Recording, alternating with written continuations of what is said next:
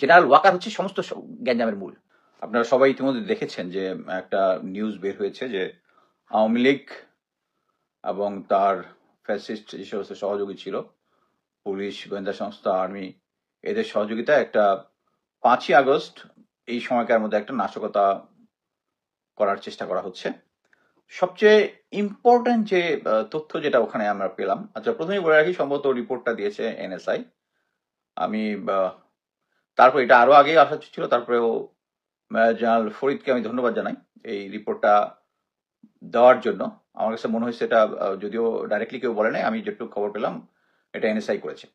এখানে একটা important factor হচ্ছে, ওই তথ্য অনুযায়ী 8ই জুলাইতে একটা 400 জনের আওয়ামী লীগের ক্যাডারকে দেশের বিভিন্ন জায়গা থেকে এসে একটা ওয়ার্কশপ করিয়েছে একটা এনজিওর নামে, একটা কনভেনশনাল সেন্টারে।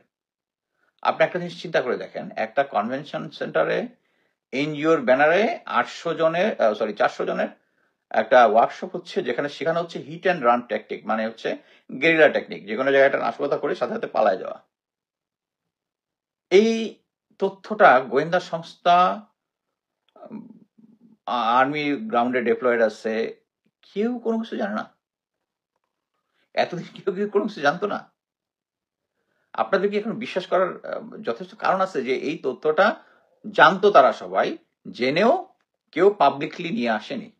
কারণ তারা চাইছে তারা চাইছে যে দেশের মধ্যে একটা অরাজকতা হোক। আপনি চিন্তা করেন, বেনজিরের কয়েকদিন আগে একটা লিক করা অডিও দেখছেন, সেটার মধ্যে ক্লিয়ারলি বলেছে তার সাথে আওয়ামী মনোভাব সম্পন্ন যারা পুলিশে আছে তাদের সাথে যোগাযোগ আছে। এখন আমি ভাই সেনাবাহিনীতে ছিলাম, আমি সেনাবাহিনী থেকে অপশন নিয়েছি 2018 সালে 5 জুলাই। আমি সেনাবাহিনীতে এক্স্যাক্টলি জানি কারা কারা আওয়ামী ছিল, কারা কারা আওয়ামী মাইন্ডেড ছিল, কারা কারা গুম খুন পর্যন্ত করেছে, কারা একটু হালকা শুধু সাপোর্ট দিয়ে গেছে, কারা কারা জড়িত ছিল না। এই জিনিসগুলো তো আমি জানি। তা আপনি কি মনে করেন পুলিশ, এনএসআই, ডিজিএফআই তে যারা যারা ছিল তারা কি এই জিনিসটা জান না? পুলিশ কারা কারা আওয়ামী লীগের, কারা কারা যে কোন কোন অফিসাররা ছিল এটা জানে না? জানার পরেও তারা ঢাকার মতো জায়গায় একটা কনভেনশন সেন্টার ভাড়া করে 400 জনকে প্রশিক্ষণ দিল। আপনারা কেউ কিছু জানেন না? এতদিন পরে আমরা জানতেছি। এখন চিন্তা করেন, এই রিপোর্ট কিন্তু অসমাপ্ত। অসমাপ্ত কি জন্য আমি বলি, যে আপনি একটা দেখেন, আপনি খবর পেয়েছেন এই কনভেনশন সেন্টারে 400 জনের একটা ট্রেনিং হয়েছে। আপনার গোয়েন্দা সংস্থা বা পুলিশ যারাই আছে, সাথে সাথে তাদের যাওয়ার কথা কনভেনশন সেন্টারে। কনভেনশন গিয়ে বলবে তুমি 8 তারিখে কাকে ভাড়া দিছিলা, তারা বলবে যে অমুককে ভাড়া দিছিলাম। সাথে সাথে ওই লোককে ধরবা, তুমি কাকে কাকে কোন এনজিও কে দিছিলা, এই এনজিও কে, আচ্ছা ওই এনজিও কে ধরবো। তুমি যেখানে কি করছো, ওয়ার্কশপ করছো, ওয়ার্কশপ কাদের করেছো, লিস্ট দাও। এটা একটা নর্মাল জিনিস যে একটা যদি ওয়ার্কশপ করা থাকে তাহলে ওখানে নাম, ঠিকানা, অ্যাড্রেস থাকবে, তার ফোন নাম্বার থাকবে। দাও আমাকে। সো যদি এই জিনিসটা হ্যান্ড ওভার করা হইতো তাহলে অ্যাটলিস্ট পালায় যাইলেও হাফ হাফ ওর মধ্যে ধরা পড়ার কথা না?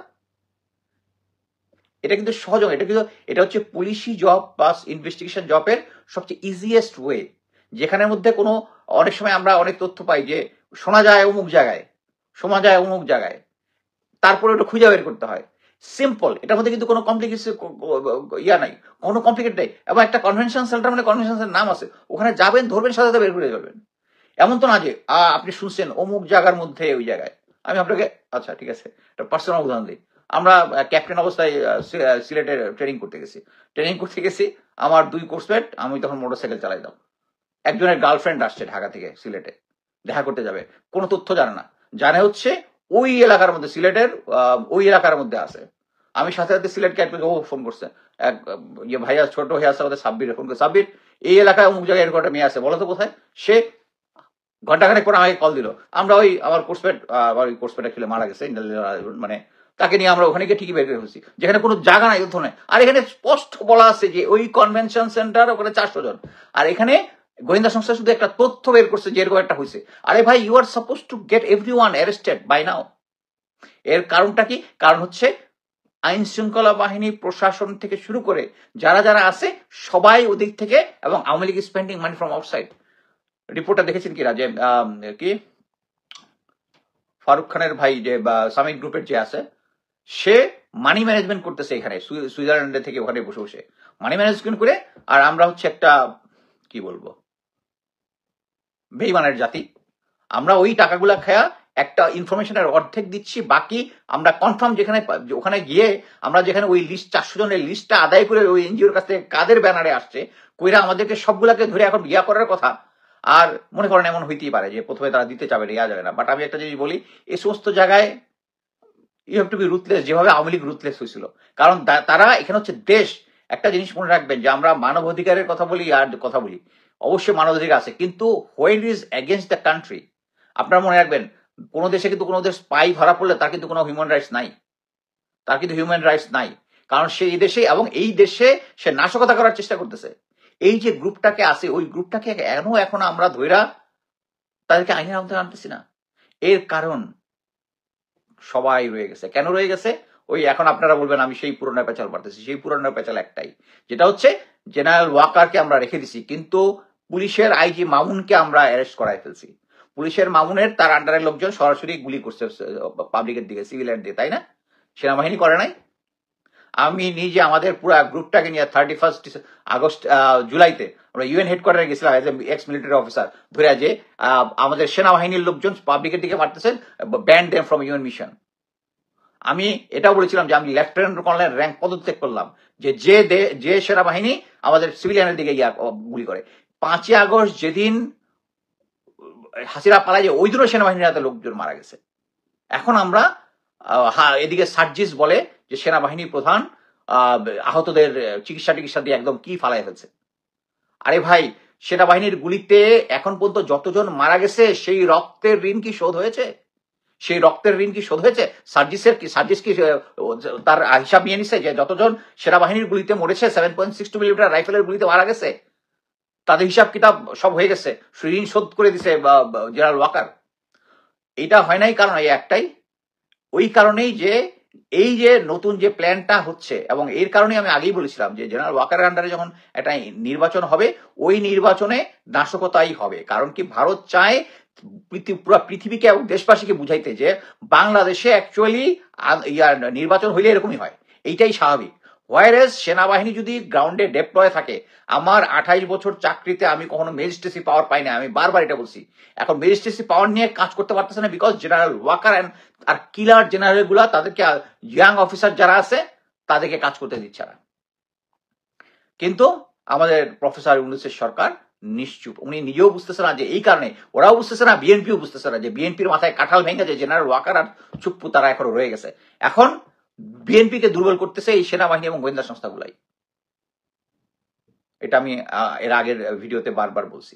বাট এই জিনিসটাই হচ্ছে আমরা যেটা ভুল করতেছি, যে এখন পর্যন্ত আইজি কে নিলাম, কিন্তু পুলিশ, বিজিবি, কেন বিজিবির যে বর্তমান ডিজি আছে তার আন্ডারে লেফটেন্যান্ট কর্নেল রেদওয়ান কি পাবলিককে গুলি করে নাই?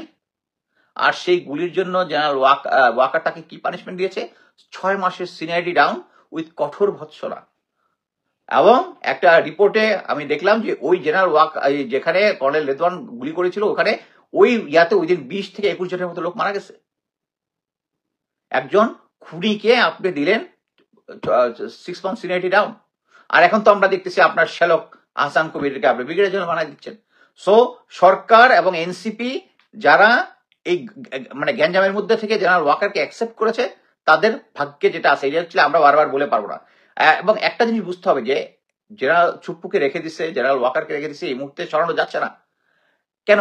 একটা এটা হচ্ছে একটা এইজ ওল্ড কথা। এটা হচ্ছে প্রথম আপনারা যদি শোলে মুভিটা দেখেন, লোহা গরম হ্যাঁ হাতোরা মার দো, ওই সঞ্জীব কুমার বলতেছিল অমিতাভ আরিয়াকে। কারণ কি, এই যে সিচুয়েশনটা হইলো, মাইলস্টোন কলেজে যে বিমানটা ডাউন হইলো, এবং এতে সবাই আমরা জানি যে এটার মধ্যে একটা করাপশন ছিল, মেনটেন্যান্স ঠিক মতো ছিল না। মেনটেন্যান্সের এর আগের যে সেরা প্রধান ছিল সে 3,000 কোটি টাকা মেরে নিয়ে চলে গেছে, নিজে খায় নাই, এর বেশিরভাগই শেখ হাসিনা খাইছে, বাট সেটাতে সহায়তা করছে। এবং বর্তমান বিমান বাহিনীর প্রধান কি খুব ভালো? উনি কি শেখ হাসিনাকে পালাই যেতে সাহায্য করেন নাই? উনি কি আগের সেনা বিমান বাহিনীর প্রধানকে বলছিলেন যে আপনি এই টাকাগুলো মারবেন না? উনি কি কমান্ড ইয়াতে ছিলেন না? সো এই সিচুয়েশনে কিন্তু প্রফেসর ইউনূস ইচ্ছা করলে 3 বাহিনীর প্রধানকে স্যাক করতে পারতো, দেশের পুরো জনগণ তার সাথে থাকতো। চুপ্পু সাইন করবে না, তার বাপে সাইন করবে। যদি আপনি সাইন করে মিডিয়াতে অর্ডারটা পাঠান যে I just sack three army, three forces chief, সবাই আপনার পাশে থাকতো। সো প্রফেসর ইউনূস মানে আপনার কাছে আমাদের যে প্রত্যাশা ছিল, আপনার প্রত্যাশা আপনারা কিছুই পূরণ করতে পারেন না, এবং এই দেশ অ্যাকচুয়ালি বর্তমানে এই যে তথ্যটা নিয়ে আমরা কি বসে থাকবো? আমরা কি তথ্যটা নিয়ে বসে থাকবো? যে 400 জন লোক ট্রেন হইছে হিট অ্যান্ড রান ট্যাকটিক্সে, গোয়েন্দা ট্যাকটিক্সে, ঢাকার মতো জায়গায় আমাদের গোয়েন্দা সংস্থা জানে না। আপনার তো এখন উচিত প্রতিটা গোয়েন্দা সংস্থা থেকে শুরু করে সেনাবাহিনী, গ্রাউন্ডে আসে প্রত্যেককে ফায়ার করা। যে এই তথ্য কেন জানি না, এবং এখনো কেন আমি 400 জনকে অ্যারেস্ট করতে পারি, অ্যাটলিস্ট হাফ অফ দেমকে কেন অ্যারেস্ট করতে পারি নাই। আর এদিকে আমাদের দেশের জন্য জীবন দেওয়া সার্জিস আলম সেনাপ্রধানের যে সেনাপ্রধানের গুলিতে, যে সমস্ত আদেশের গুলিতে যে সমস্ত জনগণ মারা গেছে, এদের রক্তের ঋণ পরিশোধ হয়ে গেছে। অ্যাকচুয়ালি আমি ভাবতেছি যে এগুলা বইলা তো আর কোনো লাভ হবে না। আমার এটাই মনে হয়, এর আগে আমি একবার বলছিলাম যে প্রফেসর ইউনূস আপনি যদি না পারেন, অ্যাকচুয়ালি তাড়াতাড়ি নির্বাচন দিয়ে দেন, এটাই ভালো। আমাদের ভাগ্যে যেটা আছে ওইটাই হবে, কারণ আপনি তো কিছু পারতেছেন না। আপনি তো এই ফেসিবাদের যে যারা আছে তাদেরকে দিচ্ছেন, জেনারেল ওয়াকারকে সেই 9 ডিবেট জিওসি এখনো তাকে রেখে দিচ্ছেন, বিজিবি রেখে দিচ্ছেন, কমান্ডার গুলো রেখে দিচ্ছেন সবগুলা। এই যে কেন তাদেরকে এতদিন পর্যন্ত জেনারেল ওয়াকার রাখছে, এই যে 5ই আগস্টের সময়, আমি বিশ্বাস করি তারা সফল হবে না, কিন্তু তারা চেষ্টা তো করতেছে। এই যে লোকগুলা একটা এনআরকি সিচুয়েশন তৈরি করবে, এটা এনআরকি সিচুয়েশন দেখবেন আর্মি পাওয়ার নিয়ে একদম মোটামুটি কন্ট্রোল হয়ে এরপর দিন দেখবেন যে আপা চলে আসবে। আপা আসবে না, বাট আমি জাস্ট বলতেছি যে এরকম একটা সিচুয়েশন, এবং জেনারেল ওয়াকার হচ্ছে সমস্ত গ্যাঞ্জামের মূল।